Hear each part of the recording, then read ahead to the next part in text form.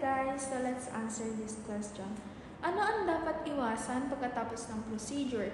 Gaano katagal bago bumalik sa normal activities? Kailangan ba ng follow-up check-up? Okay, sagutin natin itong medyo madalas na tanong.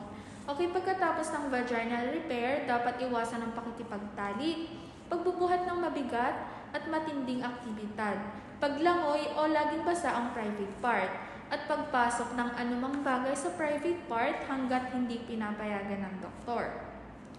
Karaniwan ay maaaring makabalik sa magaang gawain sa loob ng ilang araw hanggang isang linggo. Ngunit, ang normal na aktibidad at pakikipagtalik pinapayagan lamang after 3 weeks to 1 month, depende sa paggaling. Kailangan ng follow-up check-up at espesyal na pangangalaga tulad ng pagsunod sa mga reseta na ibibigay namin, pagpapanatiling malinis at tuyo ang intimate area, at agad na pagkonsulta sa doktor kung may kakaibang sakit, dugo o discharge.